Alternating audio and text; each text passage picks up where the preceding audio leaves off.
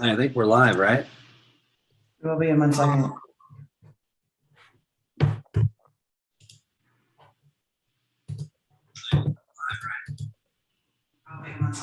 Yes, go ahead. We are live.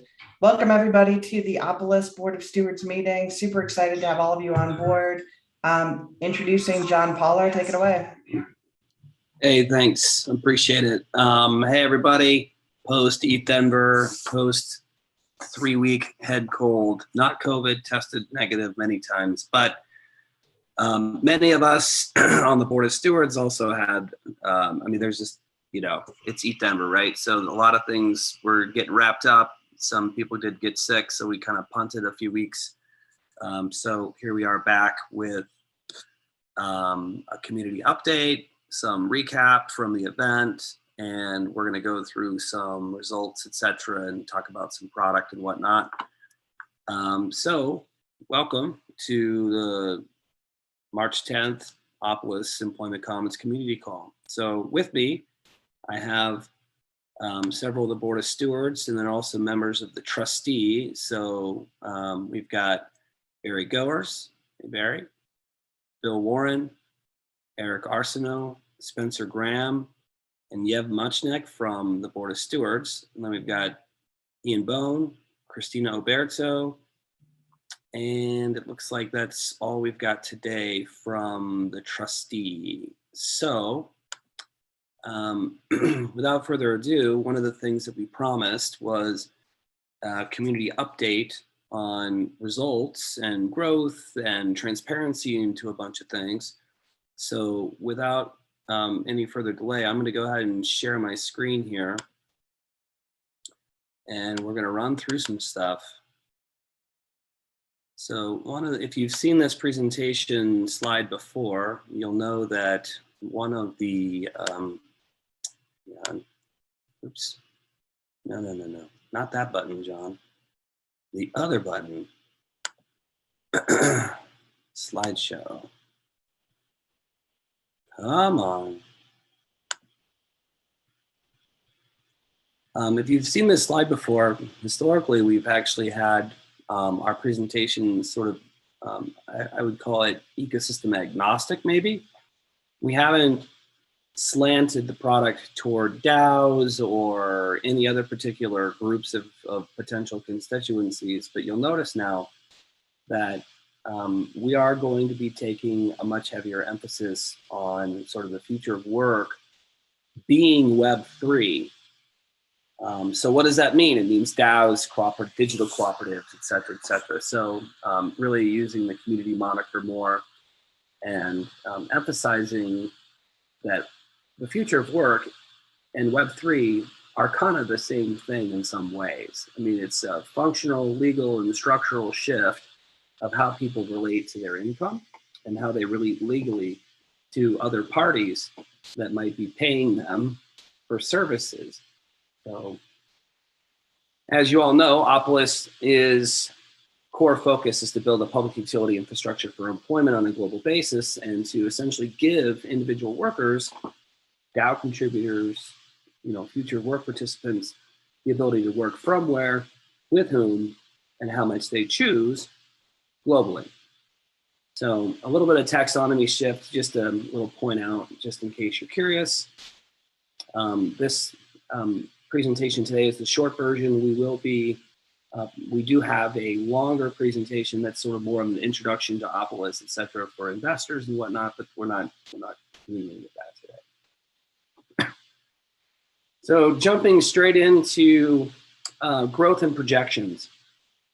So this is a key point of curiosity for existing stakeholders. It's like, okay, well, how are we doing? Where are we going? Well, the good news is, we're growing super fast. 142 members so far in Q1 2022. That includes the January 1st cohort.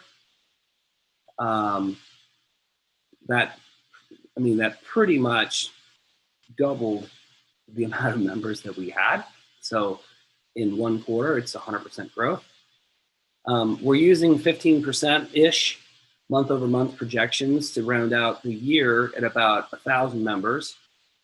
and just under 100 million ACPV. So to just refresh your memory, the key metric that we use to evaluate value accrual is ACPV. That's annualized commons payroll volume. So that metric is really the culmination of every other effort and activity, whether it's product or new memberships or incentivizing more consumption or whatever it might be. The goal is to grow payroll volume. And the goal to grow payroll volume is the path to economic sustainability for the community. With the 1% community sustainability fee, all you got to do is look at what amount of payroll we're running and then compare that against 1% of that number, and that's the platform revenue or the ecosystem revenue that's made by the community.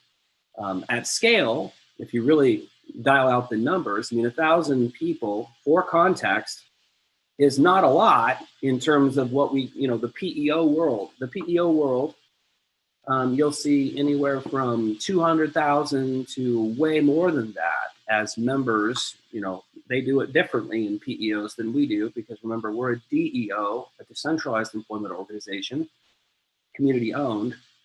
We're a cooperative, an employment DAO, whereas these typical PEOs are highly centralized extractive mechanisms. If we were to scale to a place of 10,000 members, 100,000 members, 250,000 members, 500,000 members, I mean, these numbers are entirely doable, in my opinion, and I think we will absolutely do that and more based on the frame. There's a lot of incentives for people to come and stay. You can do the math on what the revenue actually ends up being. I mean, at an average payroll of about 100,000 per person right now, that's about $1,000 per year per member that's being paid into the sustainability bucket, and that starts to scale really nicely. And then remember, those profits, it's a cooperative, come back to the members of work token holders, pro rata based on if and when there's a dividend declared, et cetera, et cetera. So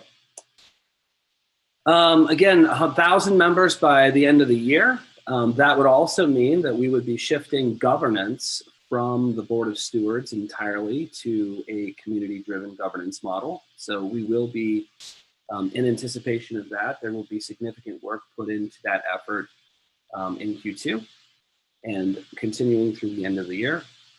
And then again, the ACPV estimate by the end of the year is $100 million. So it might seem like a lot. It is. I mean, 1,000-person company is a lot, right? That's a lot of people. But again, in terms of sustainability, we're aiming for higher. So, obviously we've got to walk before we run. The community's done a good job at that. So we're very pleased with the results that we've been able to create collectively here. But we still have a lot more to do in terms of really shoring up sustainability on behalf of the community long term. So traction and product market fit. So year-over-year growth is 1,100%, just under. And for context in this, a little bit more just precise, we went from 4.1 million in ACPV in March 2021 to 28 million in March of 2022. That's a huge growth. Again, product market fit, I've said this before, one of the things that I think we have identified is the need. They call this in the kind of investment growth world, product market fit. So product market fit is where you've identified that the product you're offering is the right timing and the right scope for your audience. And usually you have to prove that through adoption, right? So we've certainly proven that through adoption. And the next phase is really growth and scaling. We are operating currently in 37 states.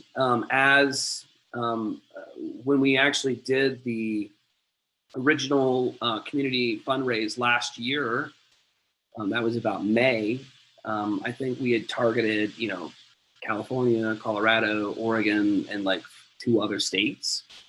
And in 1 year, that's expanded to 37. So this is a testament to the decentralization of the future of work, right? I mean, we're all working A lot of the people that we have are working on the same projects in some cases. Like there's a lot of, Venn diagram wise, there's a lot of crossover and sort of cross-pollination.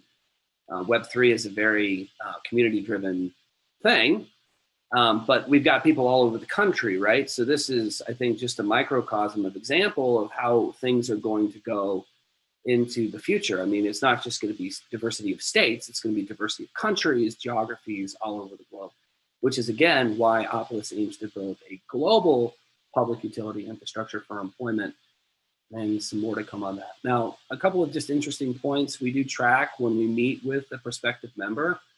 We have a rating system to determine like interest, right? Like the quality of the lead. Are they qualified? How interested are they? And we kind of rate that.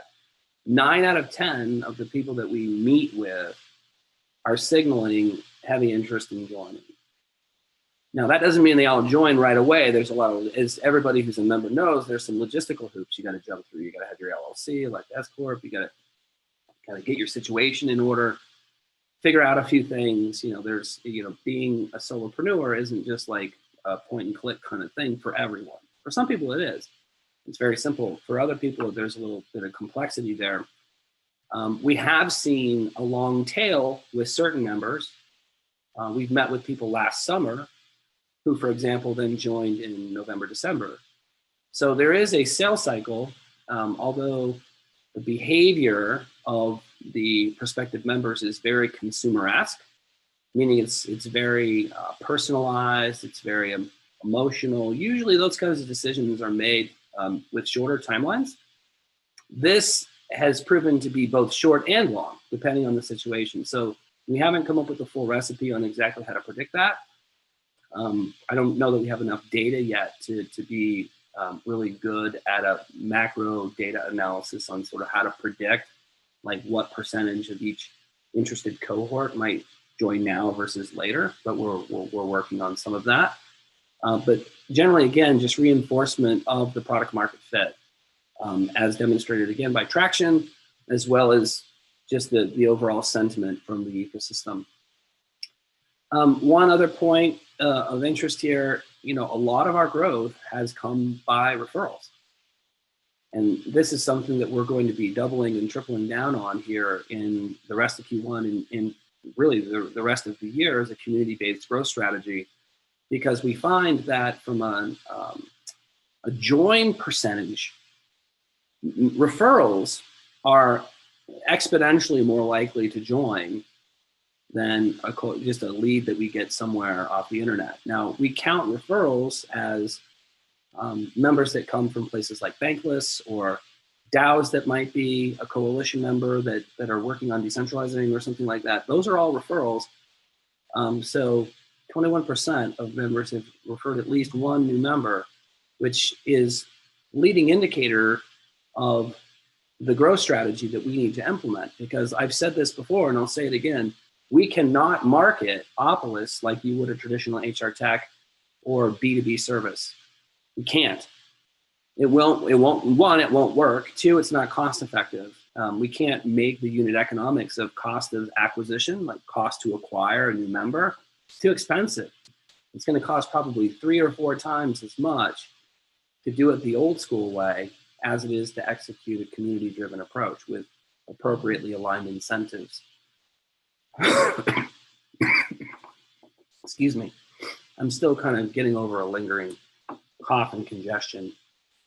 So speaking of the community-driven approach, let's talk about that. So as everybody knows, there are 2 different types of memberships at the Opolis Employment Commons. The first is an employee member, and the second is a coalition member.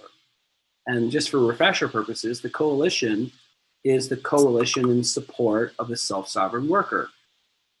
Call it whatever you want, solopreneur, self-sovereign worker, independent worker. We prefer self-sovereign worker because we think that better aligns with, even though it's a little obscure for a lot of people that might still be living in normie land, like what the hell is a self-sovereign worker? For simplicity, we think it aligns better with the Web3 ethos. And just to distill it, a self-sovereign worker is somebody that owns and controls their employment decisions 100% without giving up their independence. So it's sort of having the best of both worlds. You get the recreation of W-2 employment without having to actually subjugate yourself to any other third party. Now, the third group here, before I unpack each of these, is partners. And partners would be anybody who, for whatever reason, isn't interested in, can't, or doesn't join the commons formally. Now, this might be a DAO. It might be that doesn't have like any like legal way to join. It might be, even though we have a path for that, it might be a publicly traded company that can't do it for some sort of cryptocurrency regulation kind of thing, or just a a channel partnership that's more interested in using Opolis as a benefit to their community and is less concerned, or maybe doesn't understand the token economics, or whatever it might be. We've just got a kind of third bucket here that is kind of the catch-all for anybody who's not a member now or yet of the commons. Now back to the employee bucket here. Under the employee bucket, we're creating a new category. And there's going to be a lot more to come on this, so I'm just introducing the concept today. But the concept is that of an ambassadorship. So what does it mean to be an ambassador? Well, an ambassador will be skilled and given some training in helping solve potential member questions, advocating for the commons. I'm not going to say selling anything, because we found that Opolis doesn't really need salespeople. What Opolis needs is people helping educate interested parties in what Opolis is and how it can benefit them. So it's really about closing what I call, or what we call, the education gap. Now let me explain what that is, okay? Most people who have spent their professional careers sitting in the W-2 land have just gotten a W-2 at the end of the year. It's really simple. They get a form that they hand to their CPA, or they fill out with TurboTax, and it tells them how much they're getting or how much they need to pay. And that's kind of the end of it. It's really simple. They don't ever go out and shop for health benefits. They don't have to deal with retirement plans. They don't make a lot of these administrative decisions around their commercial experience, right, around their jobs. Well, now, when you go to a self-sovereign employment framework, you're now in charge of those decisions. And most people aren't experts, thank God, in these things, and nor should they have to be. If you think about the situation of a traditional W-2 employer, they're answering all those questions for you. They're making all those decisions. They're helping you navigate all that. They're simplifying all that. Well, in the world of solopreneurism, you're on your own, except Opolis is now here to vertically integrate all of the things that you need to do that. But with that comes kind of a learning gap, right? If there's an education gap that exists, that people have questions and they need them answered, it can be very scary. And what we're doing here is, as opposed to creating a fleet of sort of salespeople or customer service representatives, we're activating the community and incentivizing the community to help people that are in the same situation you're in. And we're going to compensate and incentivize ambassadors who wish to participate in this capacity to advocate and represent the community in Discord or in social media, or even in just their general perusings around their daily social lives or wherever they happen to be, and helping sort of collapse the loop. So again, more to come on the specifics around incentives, et cetera, but this is our way of creating community-driven incentives to grow itself. In other words, we're heavily avoiding building a hierarchical sales department with misaligned incentives, that might not, cover the information the same way as another member might, right? Like we're being very careful to protect the Web3 ethos and the benevolence that we provide to our community. So the next category that I'll unpack here is the coalition. So I could go back and I'm just going to talk about it anecdotally. We have a slide in the deck about Maybe I'll just grab it here real quick. I'll just kind of show it. But one of the things that's happened when we first started Opolis, DAOs weren't even really a thing. I mean, we started Opolis in 2017. I mean, we took a few years to do legal research and framework research and write the white paper and figure out the initial product, et cetera, et cetera. But when we even launched Opolis in the fall of 2020, I mean, we had been building the product for a year and nobody was working in DAOs. Nobody was working in DAOs. So DAOs weren't an obvious channel of adoption for Opolis in the very beginning of this. But now, even in the past 6 months, I mean, things have grown a ton. DAO participation is now over 500,000 active DAO participants. We got 120 DAOs with over $1 million in treasury, and we've seen that 7x grow over the last 6 months. So DAOs absolutely, I mean, it's something I've been talking about for a very long time. DAOs are the future of work, but we just didn't have them as an opportunity to really target as much in the coalition. So back to this, the coalition, it is comprised of channel partners or interested parties that aren't employee members, right? So you're not going to be ever both, right? As an employee member, think about a Venn diagram. You're already a member of the coalition, right? To support self-sovereign workers. You're living it, you're working it, you're doing it. If I'm an individual who's not a member as an employee member, but I still support that effort, I can still make referrals and be compensated for that. In other words, I can kind of be an ambassador without being an employee member, although ambassadorship's a little bit differently incentivized. DAOs are going to be the main concentration of focus. Now, it might be DAOs, it might be an international protocol, it might be, a distributed labor force of group of entities or something. There might be a lot of different sort of varieties of what DAOs mean, because as you all know, DAOs are hardly decentralized, hardly autonomous, and in some cases, barely an organization. So the DAO moniker is a big net for us, but we're really looking at people who are working in the future of work, right? So maybe contributing to multiple projects, working for DAOs, contributing to international protocols, contributing to repos on layer ones, whatever it might be, okay? And then the third part of this, that's the third leg of the stool, is trade associations. So we found that, trade associations have large communities of independent workers in some cases, and we're putting together a strategy to really target them and incentivize them to refer their members. So we've already started work on the DAO approach. I mean, we are in partnership with Bankless and Bankless DAO to experiment with directly marketing to their audience through their podcasts in what's called a Bankless Blitz campaign, which is an advertisement campaign that happens over a 2-week period.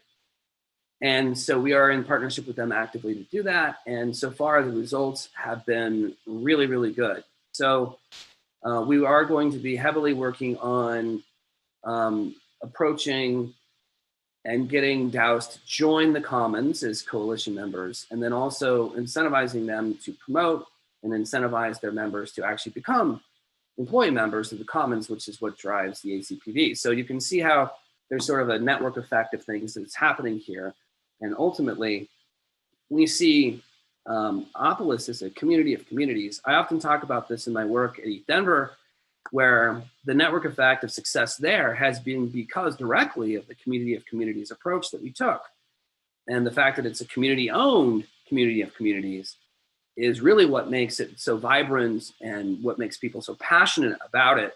And we're taking the same approach in building Opolis and really trying to build it in a more emergent order way as opposed to a traditional top-down hierarchical way. So product roadmap, I'm gonna, unless you want me to do it, Bill, I'm happy to pass the microphone to you, given that you're our executive steward for product and technology. Yeah. Cool. Thank you, John.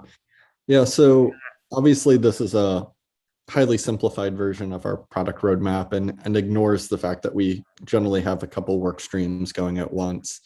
But our Q1 focus has really been on infrastructure. setting up Opolis to scale, retooling a lot of the base in anticipation of us hitting the next 5,000 members. Q2 is going to be more about iterating on our crypto payroll and adding more functionality and utility to the work token. So we just relaunched crypto payroll this week. Next month, we plan on adding chains. Later into the quarter, we'll experiment with adding additional tokens beyond stablecoins. And then we're also working with Collabland right now to create like a work tipping bot within our Discord. Q3 is really about moving into community as a product. And my thesis and how I feel about Opolis is that the core product is community. Payroll and benefits are essential and great features, but people come here to be owners, to be a part of the Opolis Employment Commons community.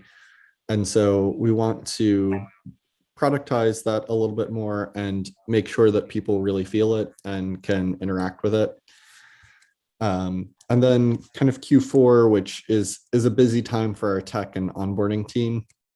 We'll be looking for, greater integrations with new partners, be that invoicing partners or other tech partners, and then continuing to really focus on optimizing. Like John mentioned, we'll be at or closing in on the 1,000 member mark.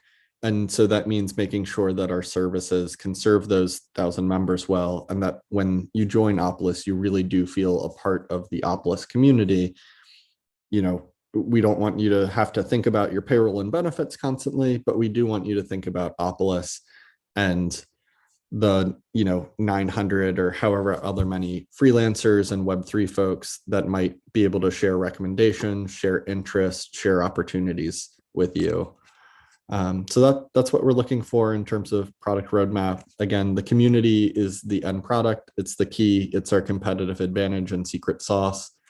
And we're just trying to kind of figure out new ways to gamify that and incentivize people to be great community members. So I'll hand it back to you, John. I think you muted yourself. I did, because I'm on my old laptop, which has a scratchy speaker. So a lot of times it gets feedback in there. So I apologize for that. Thanks, Bill. Yeah, so I just want to reiterate this sort of like community as a product thing that we're going to be emphasizing. And I can't say this enough. We are a community of communities, and we will become and are already, in some sense, a global community of communities, and it's going to continue to grow. And there's no way for us to create sustainability without the active participation of the communities that make up the community of communities. And what makes up a community? People, individuals, and that means you. So you're an owner. As a member, you're an owner in this thing that we call the Opolis Employment Commons. You have work tokens that represent that ownership. And we will be, not shy about asking for your participation and your referrals. Now, again, this isn't about selling your friends on a product they don't need, okay? This is about thinking about who are your friends or your colleagues or people that you know that are suffering from the same problems that you had. They lack access to quality, affordable healthcare. They have a bunch of random 401ks and don't know how to deal with their retirement plan. They really need a W-2 for various reasons. They want to really simplify their lives. They want to be a part of a Web3 community. All of these things are good reasons to bring this up to your friends. So we will be asking for feedback. We will be asking for participation in understanding, what incentives are important and how to appropriately incentivize the community to build itself. But this is the path. This is the path. I don't think that, and I'm just going to say it over and over and over again, as I really don't think that, one, we want to employ a traditional hierarchical sales strategy. And two, I don't think it'll work. We've tested some of these things over the past year. And, there's just too many complexities. when you do that, you're often in normie land, and they don't understand token economics, and they don't understand DAOs, and they don't understand co-ops, and they don't understand a lot of this stuff. In some ways, what that means is we're not ready for normie land yet, or they're not ready for us. Now, there will come a time when the critical mass of Opolis is so prominent that it's just going to be in their face, and they're going to learn about it. They're going to hear about this stuff. But everything happens on an adoption curve, right? We're still in the very early adopters of things as it relates to these types of communities.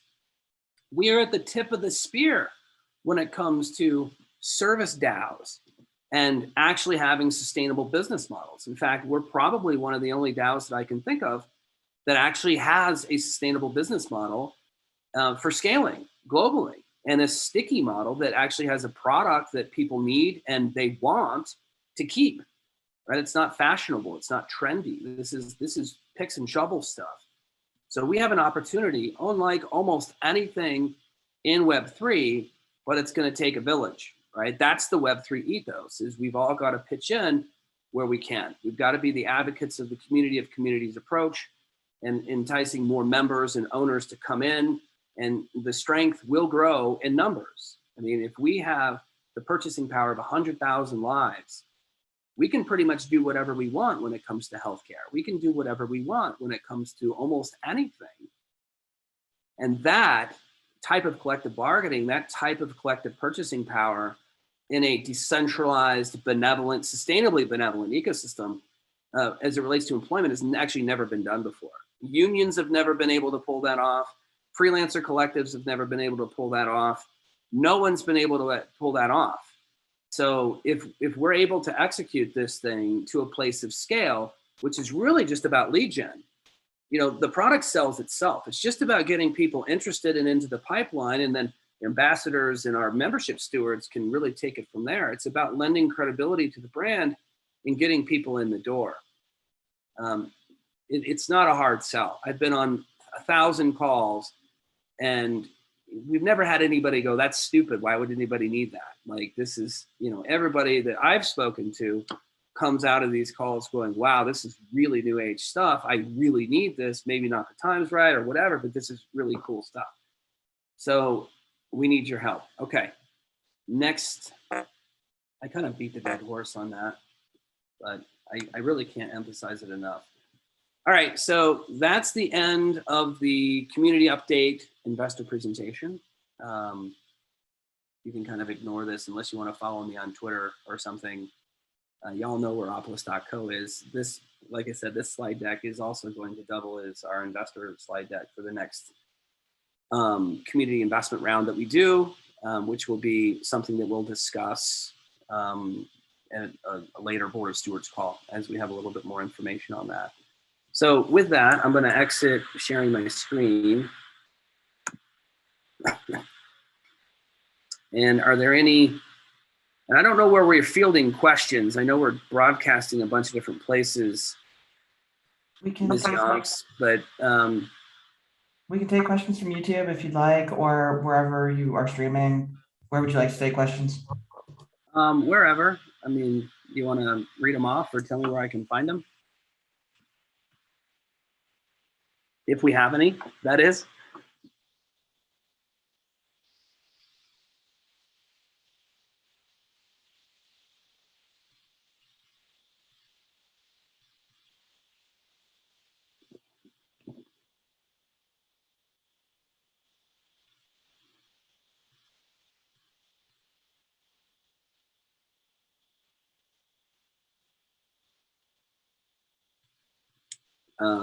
I'm assuming then we don't have any questions. Is that correct?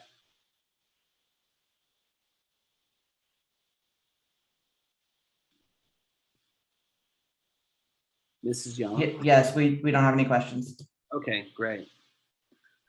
Okay, well, I guess everybody's satisfied, at least those that are here. This presentation and the stream will be posted in the Discord and other channels so that you'll be able to watch it later on. So by all means, we are a community of transparency. If you have questions, please fire them off to us. I'm in Discord, the team's in Discord, everyone's in Discord. You all know where to find us in Discord. Discord's easy. With that, Bill, was there anything else product-wise that you wanted to update us on? I think that was kind of, No, if you're a crypto payroll payer, please go to your dashboard, log into commons.opolis.co to pay for your crypto payroll this cycle and future cycles. But that's the only other big product update. yeah, so I'm just going to double down on that. So if you recall, there was a hot wallet that we were using to collect crypto payroll from those remitting their payroll in crypto, right? So that's the invoice that we send you. You are remitting that in crypto of some form, right? So that hot wallet is being decommissioned, and you can now do it directly from the dashboard. So log into your commons.opolis.co dashboard using your member email ID and the magic link, and you will be able to remit your payroll directly from the dashboard going forward. So we've streamlined that process and simplified it. To double down on the whole crypto payroll thing, Q2 is coming pretty quickly, and Q2 we will be delivering multi-chain functionality and expanding the amount of the tokens that we'll be able to accept for a direct payment of payroll. So that way you don't have to exchange your community tokens into ETH or USDC or something. But we will be accepting other tokens and trying to expand that as much as possible going into the future. We want to make it as agnostic and as flexible for people to make payroll payments as they want, or receive whatever they want when it comes to the paycheck, as long as it's within the guidelines of the FLSA standards, which is the Fair Labor Standards Act, which requires that you take at least a minimum wage in fiat currency, which not something that we make the rules on, but you get the drill. We're trying to make this as flexible as possible so that you can have your cake and eat it too. All right. Thanks, Bill. Appreciate that. So with that, I'm going to pass the mic here to anybody else on either the Board of Stewards that has any updates, and or it looks like we don't have anybody representing from membership today. I know Josh is in Wyoming at Ethereal, and Aaron unfortunately had a doctor's appointment that he needed to go to. So we don't have anybody from membership here today. I can tell you that our membership funnel from the Bankless campaign that's currently running is going very, very well. So we expect, based on projected numbers, we expect a pretty big April and even into May, because usually the join months kind of cross 2 months because it takes time for some people to join. We're going to continue to probably the partnership with Bankless because it's been so fruitful. If you have other ideas about channels like Bankless that might yield the same type of lead activity, we'd love to see the referral activity multiply in 20 different venues if we could do it. But yeah, let us know if you have any ideas. So Ian, do you have anything with respect to technology updates beyond what Bill touched on product? Oh, nothing too big. We're aware that members have been experiencing a couple of our growing pains as we move to new infrastructure, and we do apologize for that. To some degree, it's a normal part of making the site more scalable and more reliable.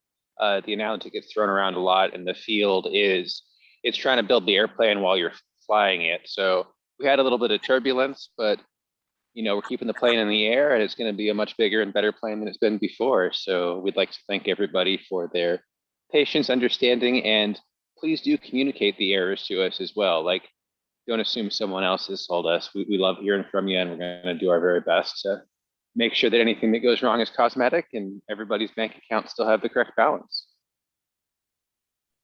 Correct. Thank you for that. One thing I'll mention, just to dovetail on that, we did get some messages about some emails, some errant emails that went out that were not appropriate for the particular member situation. For example, like, oh, you're going to be debited from your account when like somebody's paying in crypto, those kinds of things. Those issues have been and are being resolved. That's part of the retooling of the core infrastructure stack. There was some embedded code around emails that we're now taking out and fixing. So the appropriate emails will be directed to the appropriate people now. There were some site updates that were made that unfortunately caused some of those errors, but the problem was a little bit more sophisticated than we had originally anticipated, but now it's being fixed and solved. Once the once the Yeah, I was retool, just saying that's a great example, John. And like that's the case as well, where if anything's going to go wrong, we're making sure it's cosmetic, like a bad email, not a bad bank transfer. We have never had one of those, and knock on wood, we're being very careful to never have one of those. yeah. Now, once the stack has been retooled and that's complete, a lot of these existing sort of like issues are going to go away. But it's going to be, you know, another month or so before we're done with all that. All right. Let's see. Yeah. Do you have anything on the legal side for us? Nope, no updates. Sounds like we're going to have to update our bylaws and some of our organizational docs though. Yeah. Do you have anything you want to plug real quick on our efforts on Ukraine? Yes, so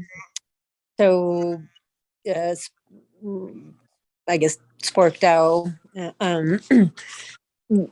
kindly donated some funds to Ukraine DAO.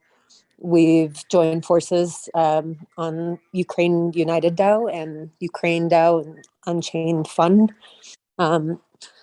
in just kind of a Web3 approach to helping out with the crisis in Ukraine. Some coming from fundraising, some coming from Web3 tooling that is being created independently by groups of engineers across the world, and also with a hackathon that's forthcoming called Hack for Ukraine. So more updates on that. If anybody's interested, please ping me in Discord, and more updates next week on how to get involved.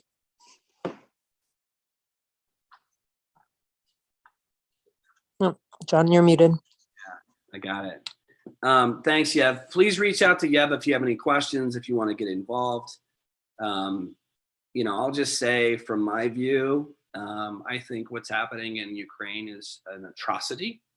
And I think war in general is an atrocity. And I think anything that diminishes human creativity and the love towards mankind is just absolutely, I mean, I can't think of anything worse than war. And so we want to be as supportive as we can. And thus why we're being supportive and why we're doing the things that we're doing. But please reach out to Yev if you have any specific questions. She's been an inspirational leader on this front. So thank you for all that you're doing, Yev. And I know that you and your family are doing everything you can to bring some level of comfort to a really shitty situation. Thank you, John. I appreciate everybody's support. Yeah, you got it. Okay, let's see. Any other Board of Stewards members have anything? Oh, Christina's here. Christina, do you have anything with respect to marketing? No, I don't have anything in addition to what's already been shared regarding Bankless. I will say that we've had big improvement. We have a great conversion rate on our landing page. We're running 38%, which is for those of you in marketing is pretty insane. Last time our campaign had a 17% conversion rate on that landing page. So super happy with what's happening right now with Bankless and keeping an eye to make sure we get all those qualified leads through the funnel and bring on a lot of new members for Opolis. Great, thanks.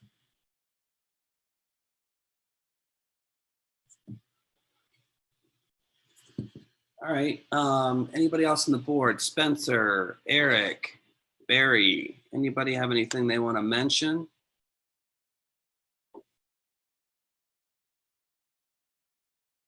If not, we're coming up on time anyhow, and we'll give people 5 minutes back.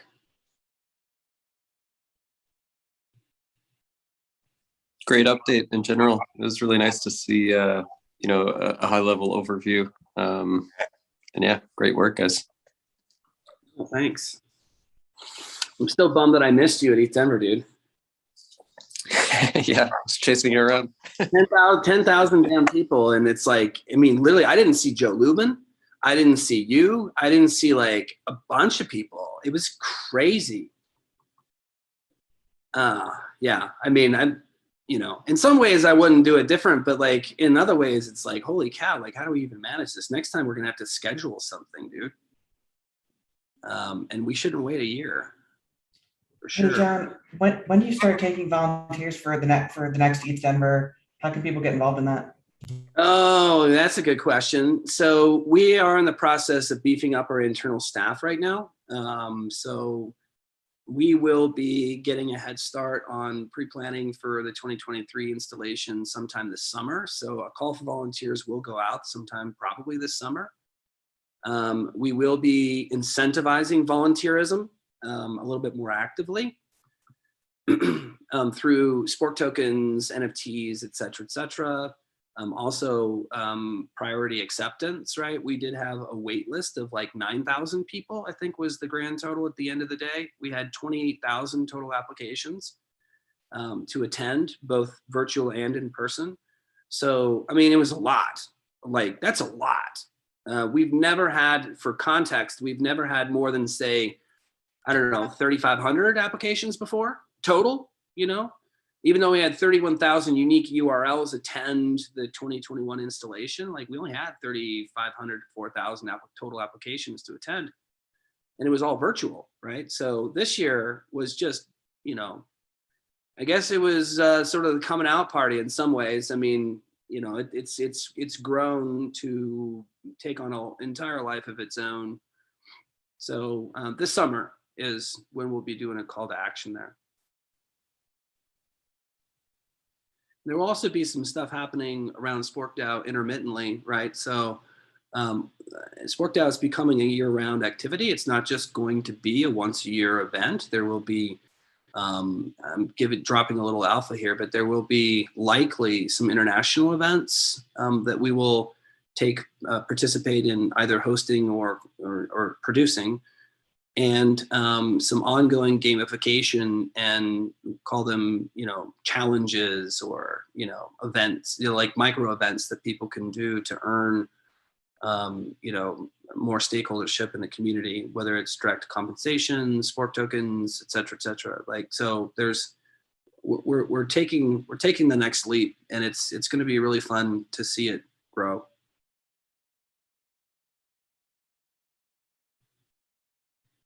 All right, we are at time, folks. So appreciate everybody's valuable time.